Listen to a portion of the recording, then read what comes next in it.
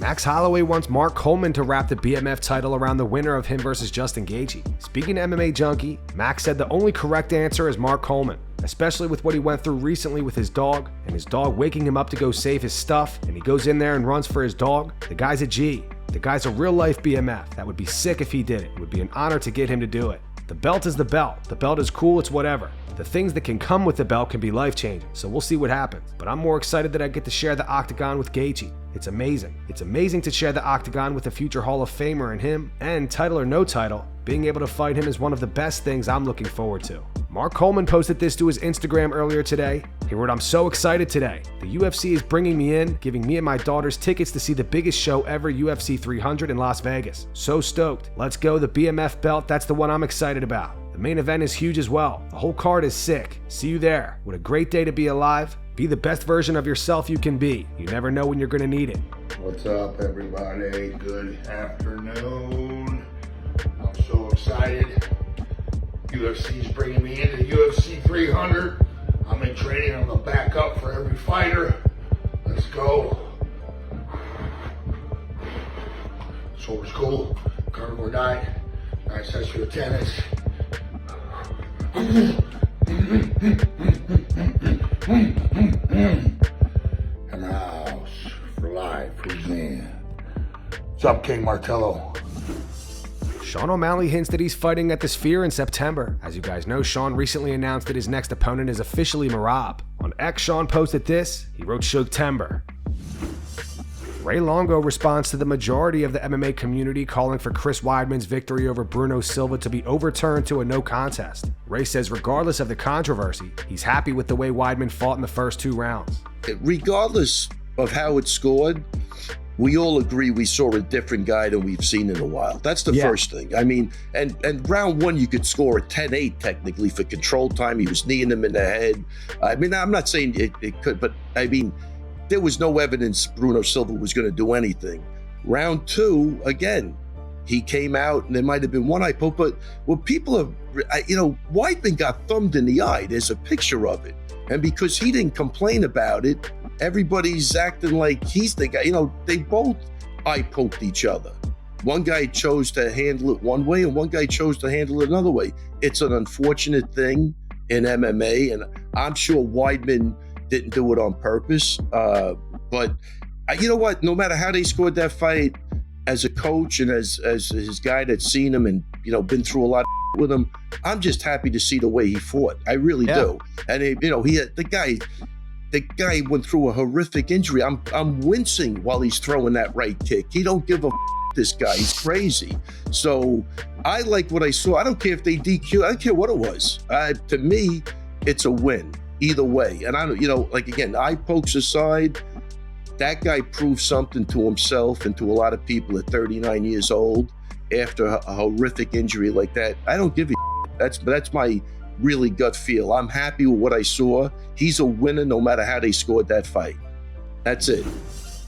Michael Bisping reacts to Brandon Moreno announcing that he's taking time off from MMA. Bisping says just because you lose a fight doesn't mean you give up. And this isn't necessarily aimed at Brandon Moreno, because it's not, but when you lose a fight, you can't just give up on your career. And I know he's not saying that he's giving up, but looking for sympathy. Do you know what I mean?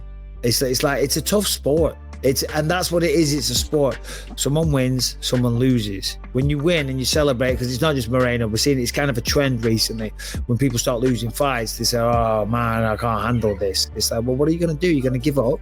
And I'm not saying Moreno is, but there's a lot of people recently, when they come out, they're trying to look for people. When they lose a fight, they're looking for sympathy.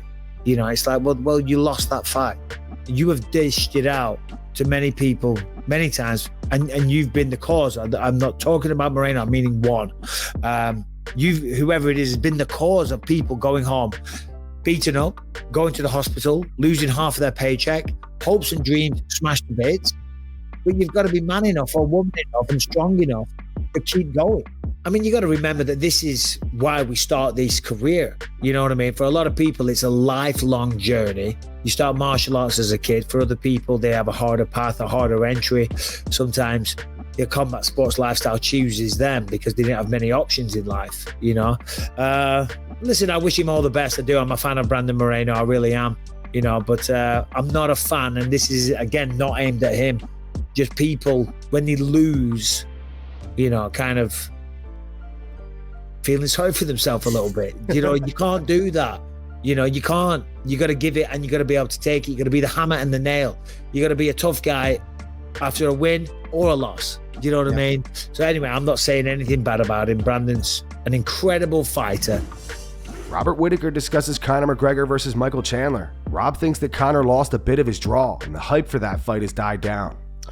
Yeah, I think with the delay and everything of the fight itself and how far it's been pushed back and how, I guess with how McGregor's taken fighting, like he's coming off a loss, and then those 2 fights with Poirier and then he took a long layoff. It's just like he's kind of lost his attraction power in a sense. His attraction power in the fight game per se. Like he's still got huge draw, like monumental draw with a lot of different people. Everyone's going to tune in for the fight whenever he turns up.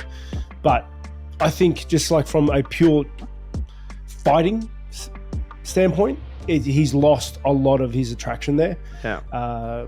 Like Chandler, McGregor, I don't really care.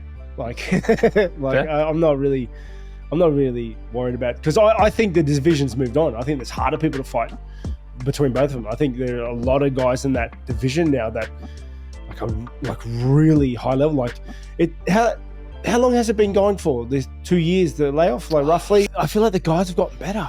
Yeah. They've gotten better. Like the divisions like moved on, and every year the divisions get better. Like MMA evolves, and I feel like McGregor's kind of stuck in the previous generation of MMA. Yeah. But in saying that though, McGregor is a stellar fighter, like he is, and that was why he did what he did. But so is Chandler. Like I love watching Chandler fight, right? But mate, again, I agree to a degree.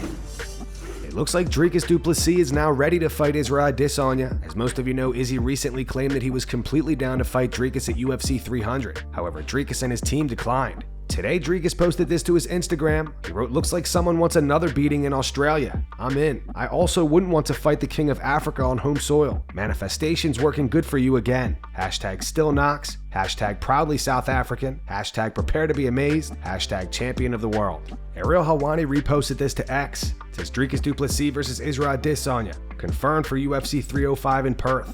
Ariel wrote, "I'm told that Israel Adesanya hasn't officially been offered this yet, but if he does, he's 100% in. I'm told DDP hasn't officially been offered yet too, but this is what both camps would like to happen." And that's going to wrap it up for the news. Thanks for watching. For daily MMA news and content, subscribe to Full Mount MMA and click the bell icon to be notified when we post videos. Here are the 3 top comments from last video. The first one's from Ben. It says, "Dustin and Islam feels like a repeat of Habib." The second one's from Kane. It says, "Weidman's advice to Conor: forget the legs, use your fingers." And the final one's from Sinister49. It says, "Weidman's real advice to Conor: I poke, I poke, I poke, then you win." Those were the 3 top comments from last video. If you want to be featured in the next one, all you have to do is comment down below. And if you missed yesterday's news, click the video on screen right now to get caught up.